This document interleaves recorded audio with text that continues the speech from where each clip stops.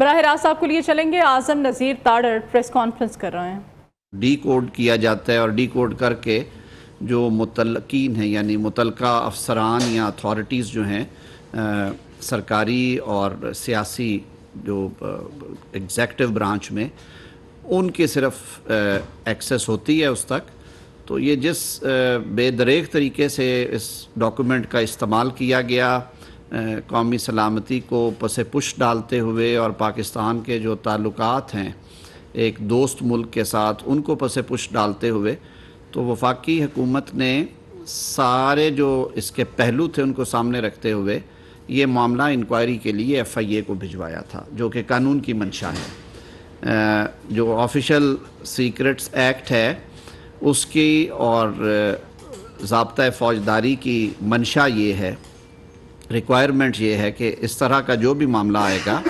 اس پہ اگر آپ نے کوئی قانونی کارروائی کرنی ہے تو وفاقی حکومت کی اجازت ہوتی ہے، پھر اس نے نامینیٹ بھی کرنا ہوتا ہے۔ سیکرٹری داخلہ کو آتھورائز کیا گیا ایز این آتھورائزڈ آفیسر، اور انہوں نے یہ معاملہ ایف آئی اے کے سپرد کیا۔ ایف آئی اے نے جب طلب کیا سابق وزیر اعظم عمران خان نیازی صاحب کو، تو انہوں نے بجائے جا کے جواب دینے کے کہ وہ اپنا موقف بیان کریں، انہوں نے لاہور ہائی کورٹ میں اس کو چیلنج کر دیا تھا، اور لاہور ہائی کورٹ نے پہلی ہی پیشی پہ بغیر حکومت کو سنے اور نوٹس کیے اس پہ سٹے جاری کر دیا۔ انجنکٹیو آرڈر آ گیا تھا لاہور ہائی کورٹ سے،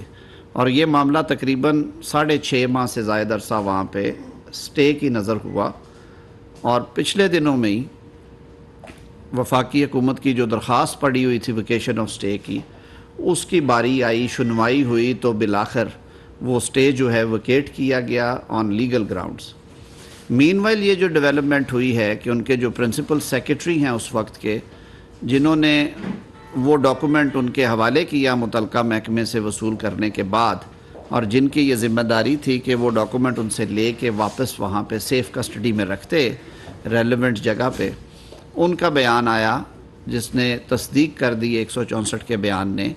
کہ اس ڈاکومنٹ کو کن مقاصد کے لیے وزیر اعظم اس وقت کے جو تھے عمران خان صاحب، انہوں نے کن مقاصد کے لیے ان سے حاصل کیا، پھر انہوں نے کیا کہا کہ اس پہ کس طرح کا بیانیہ بنانا چاہیے اور اس کو سیاسی مقاصد کے لیے استعمال کریں اور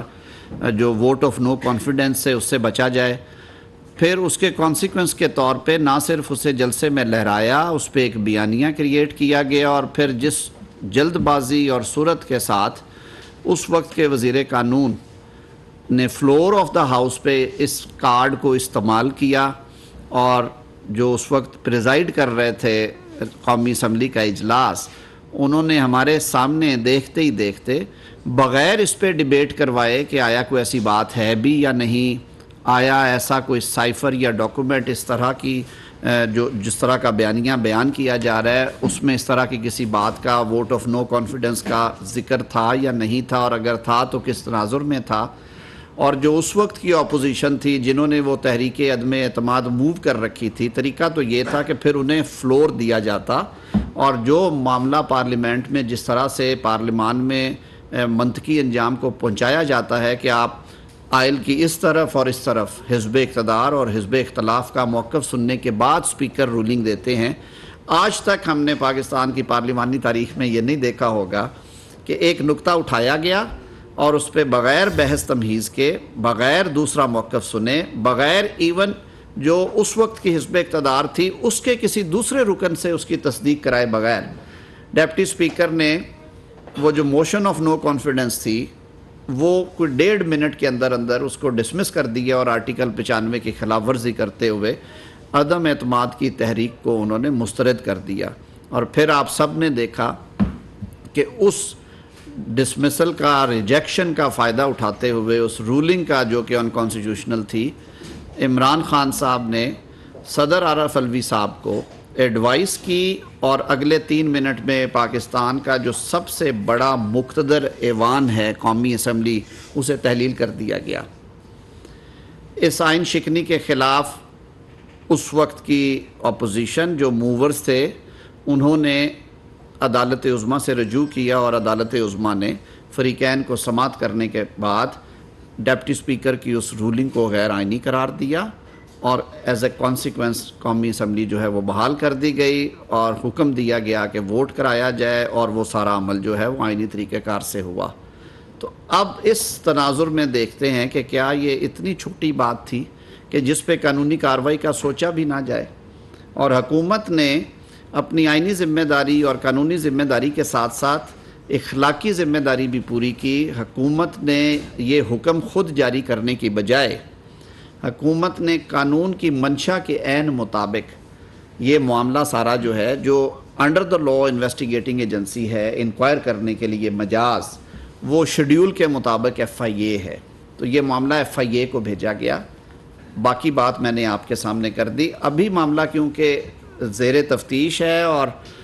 اس میں عمران خان صاحب کو 25 جولائی کو انویسٹیگیشن ٹیم نے دوبارہ طلب کیا ہے کہ وہ اپنا جو بھی موقف دینا چاہیں وہ دیں۔ ظاہر ہے اب اس میں ایک اہم گواہ آ گئے ہیں جو کہ پہلے جو شامل انکوائری نہیں تھے ہو رہے، انہوں نے 164 کا بیان قانون کے مطابق میجسٹریٹ صاحب کے سامنے دیا ہے، جس کے مندرجات آپ سب کے پاس موجود ہیں۔ آپ نے وہ بیان سنا، کچھ نے اس کے کچھ حصے پڑھے بھی ہوں گے، میری نظر سے بھی گزرا۔ تو اس بیان کی روشنی میں اور جو عمران خان صاحب اس میں اپنا جواب داخل کرنا چاہیں گے، اس کو سامنے رکھتے ہوئے جو آفیشل سیکرٹ ایکٹ کی متعلقہ شقیں اور دفعات ہیں سیکشن 3 اور 5 کے مطابق، ان کو سامنے رکھتے ہوئے، اور سیکشن 5 کی کلاز اے اور پھر کلاز بی اور پھر سب سیکشن 3 کو سامنے رکھتے ہوئے ایف آئی اے یہ ڈیسائیڈ کرے گی ایز این انویسٹیگیٹنگ ایجنسی کہ اس انکوائری کو وہ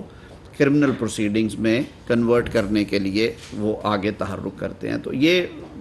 اصل صورتحال تھی جو میں سمجھتا تھا کہ یہ آپ سے ڈسکس کیا جائے، اور انفارچونیٹلی اس سارے ڈرامہ اور اس کھیل کی وجہ سے جو پاکستان کو نقصان پہنچانے کی کوشش کی گئی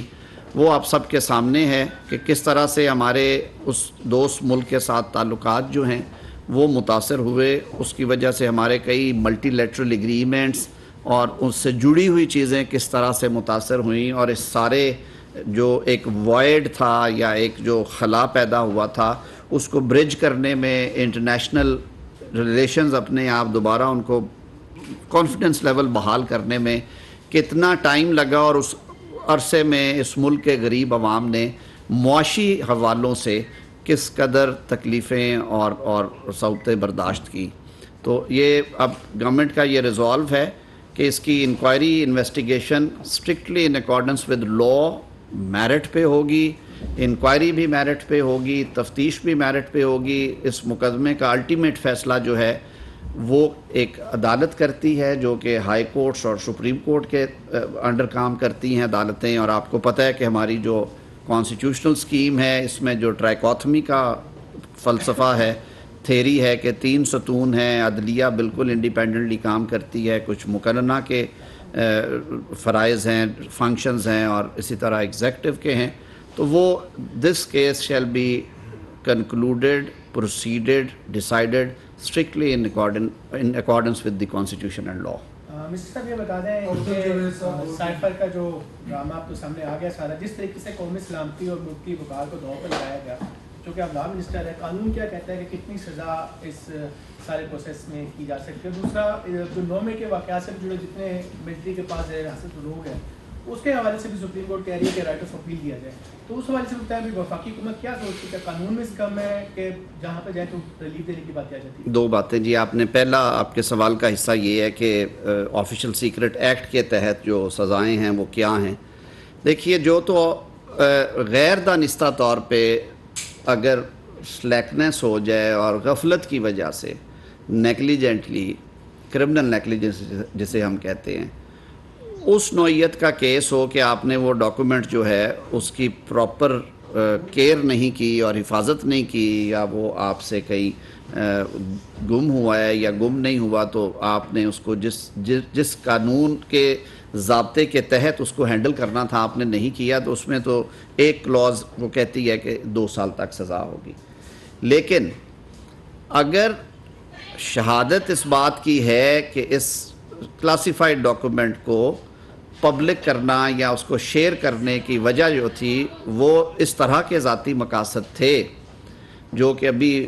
ہم سب کے سامنے آ رہے ہیں، اور اس کی وجہ سے قومی سلامتی جو ہے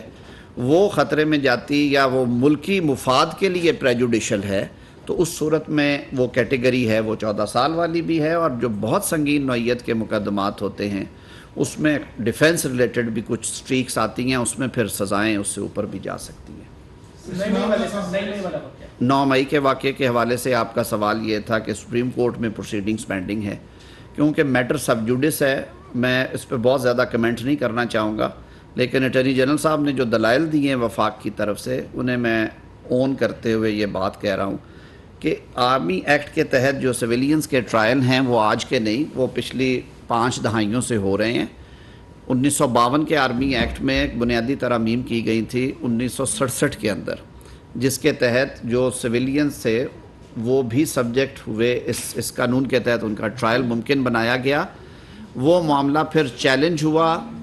جو اس سے کیسز نکلے لاہور ہائی کورٹ میں اور پشاور ہائی کورٹ میں، وہاں پہ ڈیفرنٹ فیصلے آئے، لارجر بینچ بھی بنے، اور فائنلی معاملہ جو ہے 1975 میں سپریم کورٹ آف پاکستان کے سامنے رکھا گیا، بریگیڈیئر ریٹائرڈ ایف بی علی کیس اسے ہم کہتے ہیں۔ اس میں پہلی دفعہ اسے ایگزامن کیا گیا اور اس کے بارے میں وضاحت سے بیان کیا گیا۔ اس کے بعد بھی پھر بہت مواقع آئے، اور خاص طور پہ ریسنٹ پاسٹ میں آپ کو یاد ہوگا کہ جنرل پرویز مشرف پہ وہ جو جھنڈا چیچی پل والا واقعہ تھا، اس پہ جو پیش آیا، ان پہ جو خودکش حملہ ہوا تھا، اس کے ٹرائل میں بھی سویلینز کو ٹرائی کیا گیا، اور انہوں نے چیلنج کی جب اپنی جورسڈکشن کا معاملہ بھی اور سزائیں بھی، تو وہ معاملہ بھی سپریم کورٹ تک آیا، 2006 میں وہ فیصلہ ہوا، اور اس میں بھی کہا گیا کہ آرمی ایکٹ 1952 میں گنجائش ہے 2D کے اندر کہ کن حالات میں کیا جا سکتا ہے۔ 2D کے اندر یہ کہا گیا کہ جو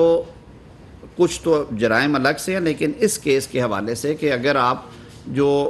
عسکری تنصیبات ہیں اور وہ پروہیبٹڈ ایریاز ہیں، یعنی کہ وہ ایریاز ایسے ہیں جن میں کہ عام آدمی کی رسائی نہیں ہے، وہ اس کو اجازت نہیں ہے بغیر اجازت کے اندر داخل ہونے کی، اگر کوئی ٹریس پاس کرتا ہے اور پھر ایک کیٹیگری آف افینسز ہے وہ کرتے ہیں، تو اسی آفیشل سیکرٹ ایکٹ کے تحت بھی وہ پروسیڈ ہوتے ہیں، ریڈ ود آرمی ایکٹ۔ اور 2015 میں جب فوجی عدالتیں بنائی گئی تھی تو میں ایک وضاحت کرتا چلوں، اس میں آئینی ترمیم اس لیے کرنا پڑی اور خصوصی لیجسلیشن بھی اس لیے کرنا پڑی اور سنسیٹ کلوز بھی اس لیے دینا پڑی 2 سال کی، کہ اس قانون سازی کے ذریعے سانحہ APS کے بعد وفاقی حکومت نے دہشت گردی کی جو لہر تھی، آن سلاٹ تھی، اس کو روکنے کے لیے، اور جس طرح سے پروسیکیوٹرز اور ججز اور وکلاء انڈر تھریٹ تھے، آپ کو یاد ہوگا جو 1-2 پروسیکیوٹرز ہمارے کیسز کی پیروی، محترمہ بے نظیر بھٹو شہید والا کیس کی جو پیروی کر رہے تھے انہیں شہید کر دیا گیا، اور واقعات ہوئے خیبر پختونخوا میں، تو وہ قانون سازی کی گئی کہ افینس کرنے والے بھی سویلینز، وکٹمز بھی سویلینز، اور پریمیسز بھی سویلین، یعنی کو بازار میں دھماکہ کرتا ہے آ کے، جس میں سویلینز جو ہیں وہ جان کی بازی ہارتے ہیں اور ان کو شہادت ملتی ہے، اور جو مارنے والا ہے وہ بھی عسکری ادارے سے نہیں ہے، وہ بھی سویلین ہے، اور جو جائے وقوع ہے وہ بھی سول پریمیسز میں ہے، کنٹونمنٹ میں نہیں ہے۔ تو آیا ایسی صورت میں آرمی ایکٹ کا اطلاق ہو، ایسی صورت میں فوجی عدالتیں سزائیں سنا سکتی ہے؟ تو پارلیمان نے جو ترمیم کی تھی اس کو ایگزامن کیا 17 جج صاحبان نے بیٹھ کے، انہوں نے کہا کہ ہاں ہو سکتی ہے، لیکن یہ کیونکہ اسپیشل سرکمسٹانسز ہیں، ہم ایک جنگی ماحول میں رہ رہے ہیں، پاکستان دہشت گردی کی شدید لہر میں ہے، تو ہم یہ ایکسپیکٹ کرتے ہیں کہ پارلیمان ایسی قانون سازی کرے جس میں اس میں سنسیٹ کلوز ہو اور 2 سال کے لیے یہ اسپیشل ارینجمنٹ رکھی جائے، اگر حالات نہ سدھریں تو اس کو مزید 2 سال دیے جا سکتے ہیں۔ آپ سب نے بھی دیکھا کہ 2017 اور پھر 2019 تک اس کی توسیع کی گئی، وہ ختم ہو گیا۔ یہ اوریجنل ایکٹ میں ہے، اور میں نے آپ سے جیسے شروع میں کہا کوئی ترمیم نہیں کی حکومت نے، نہ کیبنٹ نے، نہ شیڈیول میں ترمیم، نہ قانون میں ترمیم، یہ عسکری اداروں کا فیصلہ تھا، ان کی پریمیسز پہ اٹیکس ہوئے تھے، انہوں نے فیصلہ کیا قانون کے مطابق۔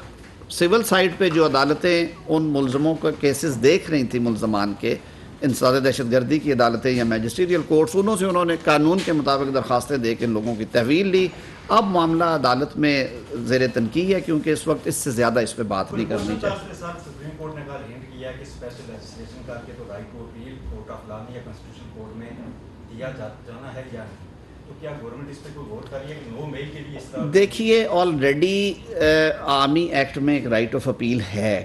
نمبر 1، لیکن وہ ان کی انٹرنل ہائرارکی ہے. جو سٹینڈنگ کورٹ ہے وہ عام طور پہ 3 ججز پہ 3 لوگوں پہ مشتمل ہوتی ہے جو کہ ذمہ داری پریزائڈنگ آفیسرز کی سر انجام دیتے ہیں.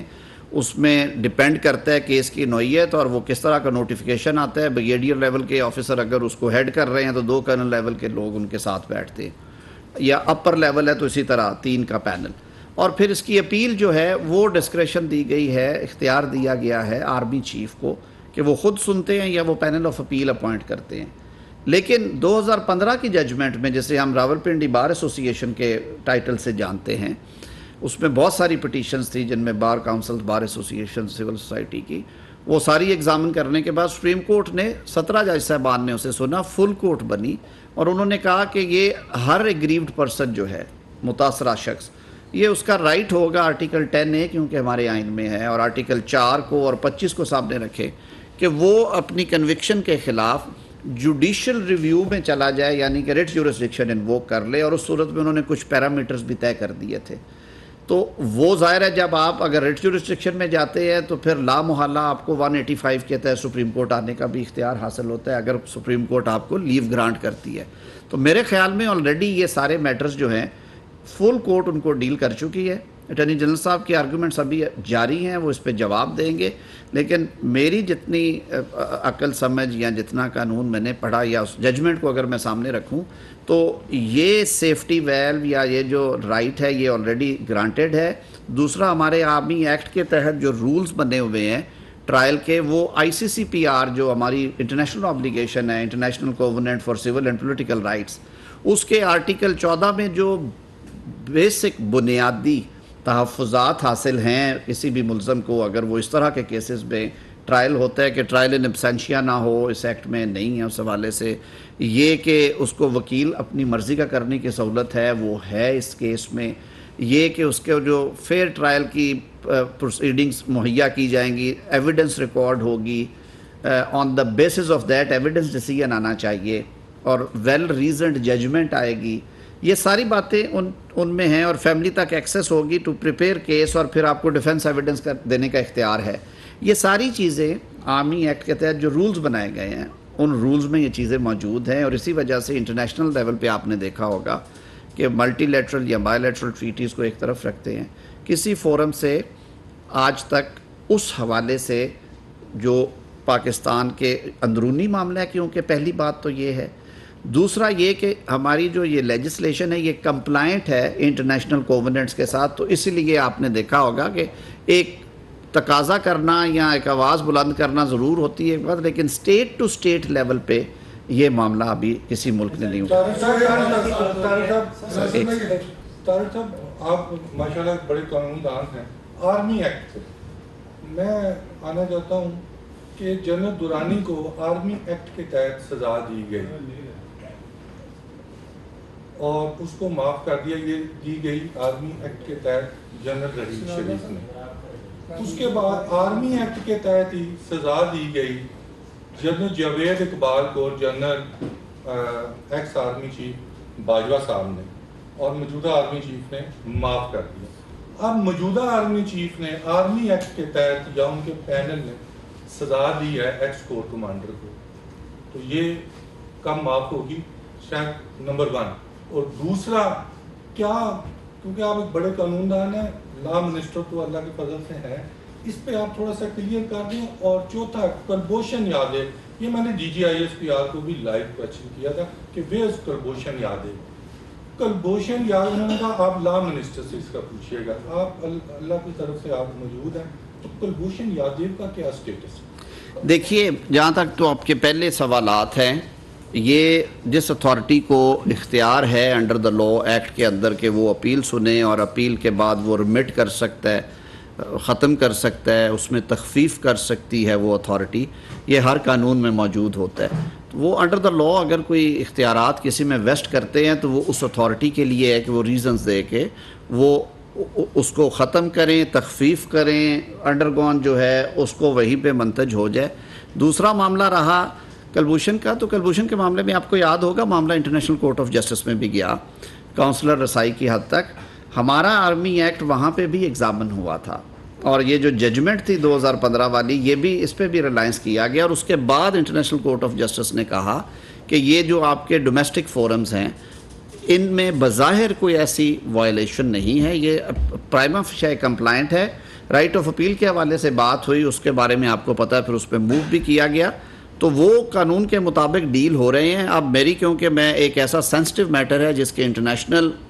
کنٹورز بھی ہیں اور سلسلے بھی ہیں، میں کوئی ایسا بیان نہیں دوں جو کہ میرے علم اور یقین کے مطابق درست نہیں ہے۔ اس سے زیادہ انفارمیشن میرے پاس نہیں اس وقت۔ جی آپ نہیں، ایک سیکنڈ، راشد صاحب کا پہلے سوال۔ سائفر کی بات کر رہا تھا میں، اس میں ایویڈنس بڑی ظاہر امپورٹنٹ ہوگی، اور ایک بیان جو 164 کا جس کا ذکر کر رہے ہیں آ رہے ہیں، لیکن اس کے بارے میں انہوں نے اس کو ویسے اسی لیے فلاؤ کر دیا کہ ایک آدمی جو غائب رہا، لاپتہ رہا، وہ اچانک اپیئر ہوا اور 164 کا بیان ریکارڈ کروا دیا۔ پروسیجر آف لا کیا ہے 164 کا بیان ریکارڈ کرنے میں، اور اس طریقے سے جو بیان ریکارڈ ہوا ہے یہ کتنا افیکٹو ہے؟ 164 کا بیان پہ زیادہ کلاؤڈز یا وہ زیادہ اس میں کمزوریاں اس وقت آتی ہیں جب کسی شخص کو حراست سے نکال کے پیش کیا جائے، اور جو ریکارڈ کرنے والی عدالت ہے اس کو high court rules and orders کے تحت کچھ ہدایات جاری کی گئی ہیں کہ وہ سب سے پہلے جو گواہ یا ملزم پیش ہوا ہے اس سے کچھ سوالات پوچھتی ہے کہ آپ پہ کچھ دباؤ نہیں ہے، آپ رضا بندی سے یہ بیان دے رہے ہیں، اور اگر یہ آپ بیان دے رہے ہیں تو یہ بھی ذہن میں رکھے کہ یہ بیان آپ کے خلاف قانوناً استعمال ہو سکتا ہے، اور پھر اسے یہ بھی بتایا جاتا ہے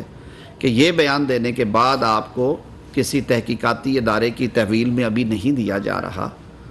یا اگر آپ تحویل میں ہیں ان کی تو آپ کو جیل بھیج دیا جاتا ہے، اگر آپ ضمانت پہ ہیں یا تحویل میں نہیں ہیں تو آپ گھر جا سکتے ہیں۔ اور یہ جج صاحب کی ایک فنڈامنٹل ڈیوٹی ہے جو اس کیس میں بھی پوری کی گئی۔ اب اس کے بعد اگر ایک گریڈ 22 کے آفیسر جنہوں نے ایپکس لیول کے اوپر اس ملک کا ایک اہم عہدے پہ وہ فائز رہے، انہوں نے بقائمی ہوش و حواس ایک تفصیلی بیان دیا ہے جس میں میرے خیال میں کچھ ایسی چیزیں نہیں ہیں جو آج تک لوگوں کے سامنے نہیں تھیں۔ یہ سارا پاکستان جانتا ہے کہ سائفر کا ایک کھیل کھیلا گیا۔ آپ نے ذکر کر ہی دیا ہے تو سپریم کورٹ کی اس ججمنٹ میں بھی اگر آپ جائیں جو کہ عدم اعتماد کے بعد قومی اسمبلی کی تحلیل والی تفصیلی ججمنٹ آئی، تو اس میں بھی انہوں نے کہا کہ ہمارے سامنے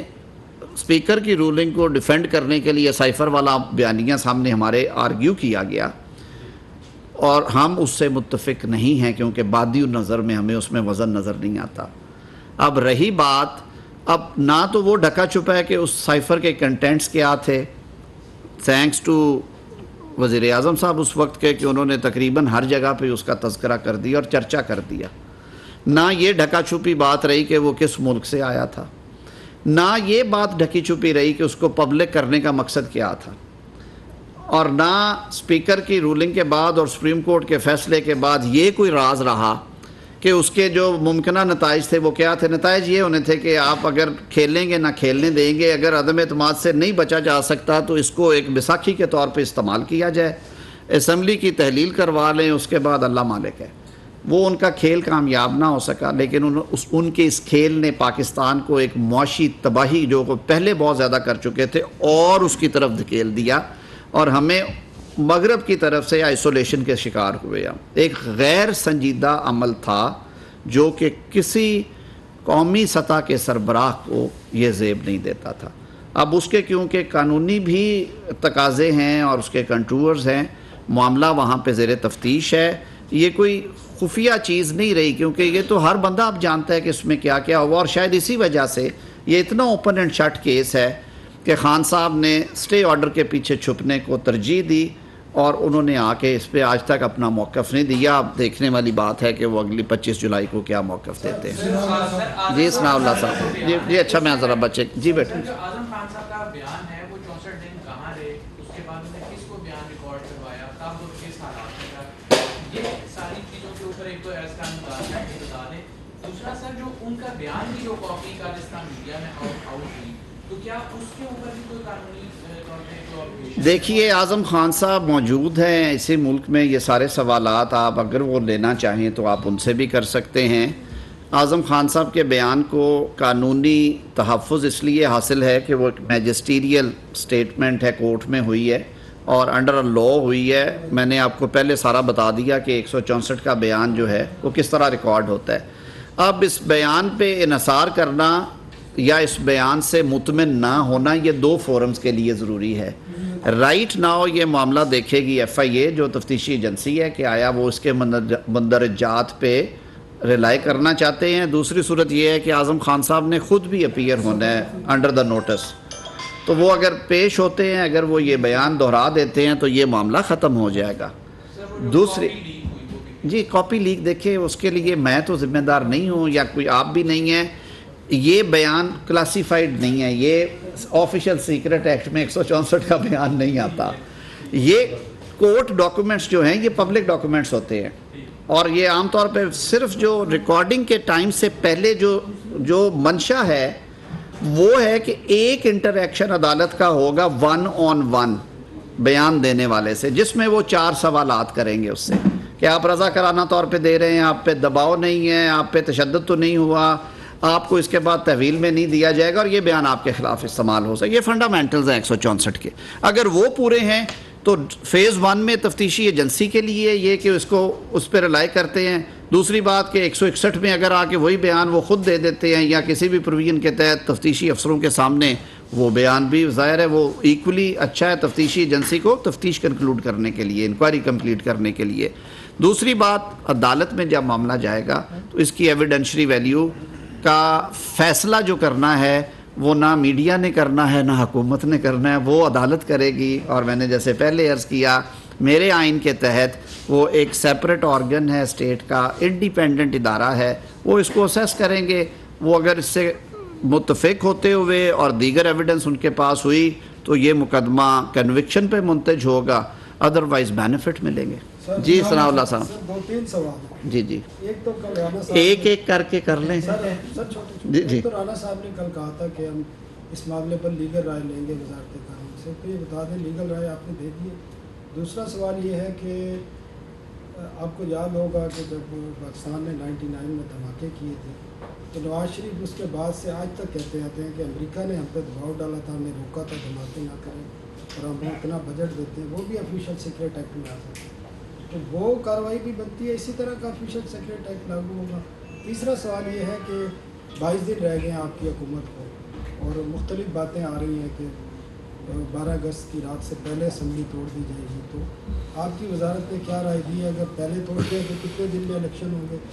اور اگر ٹائم پہ ختم ہوتے ہیں تو کتنے دن میں الیکشن ہوں گے، اور یہ پروسیس کب سے شروع ہوگا نگران سیٹ اپ کی کنسلٹیشن؟ آخری سوال کا جواب پہلے دے دیتا ہوں تاکہ حافظہ ذرا تھوڑا ٹھیک رہے. یہ نہ میری رائے کی ضرورت ہے نہ کسی وزارت کی رائے کی ضرورت ہے، آئین میں لکھا ہوا ہے. آئین میں درج ہے کہ اگر اسمبلی اپنی مدت پوری کرتی ہے تو الیکشن کمیشن 60 روز کے اندر انتخابات کروائے گا، اور اگر کسی وجہ سے اسمبلی تحلیل ہو جاتی ہے اور اس کا ٹائم نہیں دیا گیا کہ وہ 10 روز پہلے ہو، 3 روز پہلے ہو یا 4 ماہ پہلے ہو، اس صورت میں آئین یہ کہتا ہے کہ انتخابات جو ہیں وہ 90 روز کے اندر ہوں. اب جب حکومت تحلیل کرنے کا فیصلہ ہو جاتا ہے یا پارلیمنٹ کی مدت پوری ہو جاتی ہے تو اس صورت میں فوری جو پہلا کام ہوگا وہ کابینہ جو ہے وہ تحلیل ہو جائے گی، اور وزیر اعظم صاحب جو ہیں وہ آئین کے مطابق وہ کنٹینیو کریں گے تب تک جب تک کہ ان کا سکسیسر جو ہے وہ اپوائنٹ نہیں ہو جاتا. کیئر ٹیکر پرائم منسٹر کی اپوائنٹمنٹ آپ سب نے دیکھا اور ہمیشہ دیکھتے آئے ہیں صوبوں میں اور مرکز میں، وہ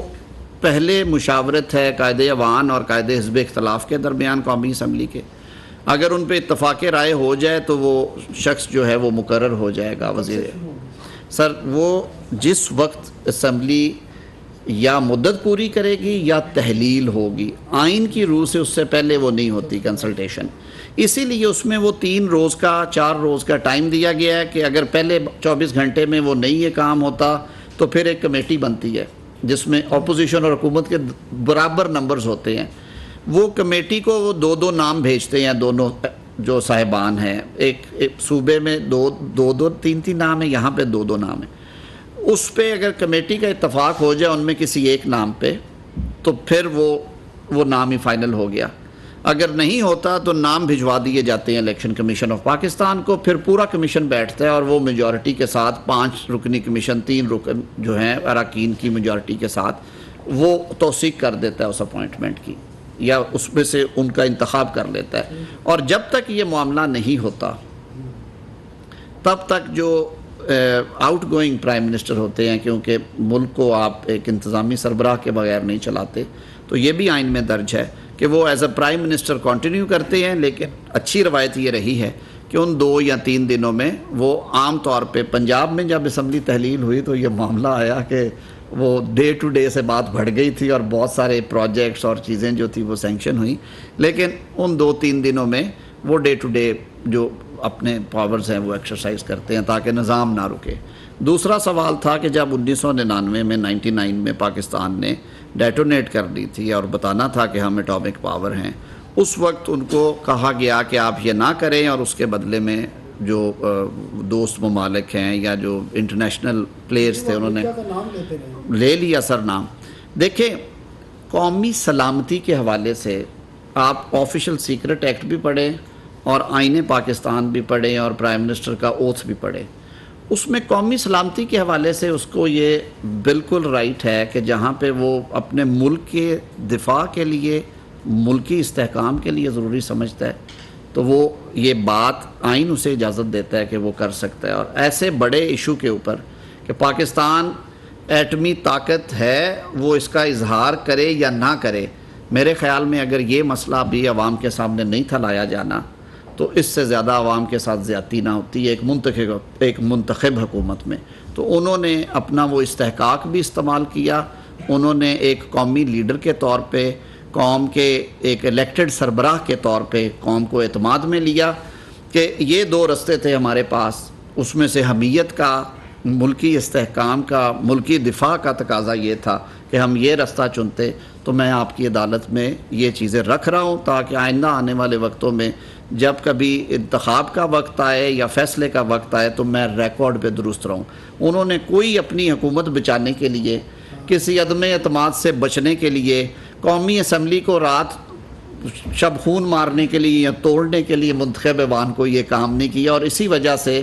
مشرف صاحب کے مارشل لاء میں بھی یہ نہیں سوچا گیا کہ یہ ان پہ آفیشل سیکرٹ ایکٹ بھی لگتا ہے. انہیں ہائی جیکر بنا دیا گیا،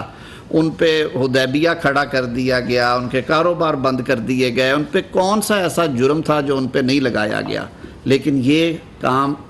مارشل لاء میں مارشل لائی حکومت نے بھی نہیں کیا. اس لیے نہیں کیا کہ انہوں نے یہ جو اعلان تھا وہ قومی سلامتی کے حوالے سے اور ملکی استحکام کے حوالے سے کیا تھا. جی، رانا ثناء اللہ صاحب کی وہ دیکھیں، انہوں نے اچھا کیا، محتاط بات کی انہوں نے. لیکن میں نے شروع میں یہ بات ایکسپلین کر دی تھی کہ حکومت اب یہ معاملہ سپرد آلریڈی کر چکی ہے ایف آئی اے کے، آج سے کوئی 8 ماہ پہلے 7 ماہ پہلے. یہ اب ایک لیگل پروسیس ہے، اس میں یہ ڈیولپمنٹ نہیں آئی ہے کہ 164 کا بیان آیا تو ہماری یادداشتیں بحال ہوئی ہیں، ورنہ یہ معاملہ وہاں پہ زیر انکوائری تھا، زیر تحقیق تھا. البتہ خان صاحب نے ہمیشہ کی طرح انویسٹیگیٹنگ ایجنسی کو جواب دینے کی بجائے اسٹے لینا مناسب سمجھا، جیسے نیب میں ہوتا ہے. نیب میں آپ کو یاد ہوگا جب نیب میں ترامیم ہو رہی تھی اور وزارت قانون نے وہ بل پیش کیا سینٹ میں خاص طور پہ، تو اس کی کاپیاں پھاڑ کے ہوا میں لہرائی گئیں اور اسے انا رو کا نام دیا گیا اور کہا گیا کہ یہ سودے بازی ہے. تاریخ گواہ ہے کہ اس قانون کے تحت جو پاکستان مسلم لیگ نون کی قیادت ہے اس نے بریت نئے قانون کے تحت نہیں لی. محترمہ مریم نواز شریف صاحبہ کی ہائی کورٹ سے بریت پرانے قانون پہ ہوئی، ریکارڈ کے اندر ہے، ججمنٹ میں لکھا ہوا ہے کہ انہوں نے کہا کہ ہم نئے قانون پہ بحث نہیں کر رہے. احسن اقبال صاحب کو بری کیا اسلام آباد ہائی کورٹ نے، انہوں نے کہا جی میں نئے قانون پہ بحث کر رہا ہوں، پرانے قانون پہ کر رہا ہوں، نئے قانون کا بینیفٹ نہیں لوں گا. اسی طرح وزیر اعظم شہباز شریف صاحب کی 265K کی پرسوں اپلیکیشن ہوئی ہے، ان کے وکیل امجد پرویز نے پھر یہی بات کی. تو آج دیکھ لیں کہ انا رو کس کے لیے تھا. چیئرمین پاکستان تحریک انصاف نے کوئی درجن بھر کے قریب درخواستیں دائر کر رکھی ہیں امینڈڈ نیب لاء کے تحت کہ یہ مجھے اس طرح نہیں بلا سکتے، یہ مجھے یہ نہیں کہہ سکتے، یہ مجھے یہ نہیں کر سکتے. دیکھیں نان کوآپریشن کے اوپر گرفتاری ہو سکتی ہے. وہ پرانے قانون میں تو بہت انفیٹڈ پاورز تھیں، لیکن نئے قانون کے تحت بھی اگر کوئی شخص قانون کا مذاق اڑائے گا، تفتیشی ادارے سے کوآپریٹ نہیں کرتا اور آگے ہنس کے دکھا دیتا اور کہتا نہیں آندہ میں، تو پھر ظاہر ہے تفتیشی ادارے کے میں آپ کہہ رہے ہیں گرفتاری ہو سکتی ہے. اس لیے ہو سکتی ہے کہ اگر وہ کوآپریٹ نہیں کریں گے، اگر وہ پیش نہیں ہوں گے. ایک تو ہے نا توشہ خانہ کا عدالتی مقدمہ جو کہ الیکشن کمیشن کی کمپلینٹ پہ ہو رہا ہے، اس میں بھی اگر وہ دانستہ غیر حاضریاں کرتے ہیں اور پلیڈر اپوائنٹ نہیں کرواتے، جو کہ شاید آج پلیڈر اپوائنٹ ہو گیا ان کا، تو اس صورت میں وارنٹ نکل سکتا تھا. لیکن عدالت نے میرے خیال میں ریسٹرینٹ شو کی ہے، جوڈیشل ریسٹرینٹ. جو توشہ خانہ نیب انکوائری ہے اس میں بھی اگر وہ کوآپریٹ نہیں کرتے اور بارہا نوٹسز کے باوجود وہ نہیں جا رہا ہے اور وہ جواب دینے کو تیار نہیں ہیں کہ وہ پروسیڈز میں نے کہاں اور جعلی رسید کیوں بنائی، اور جو ان کے وہ ہار ہے دوسرا جو نیکلس ہے گراف کمپنی کا جس کی قیمت جو ہے وہ کروڑ ہار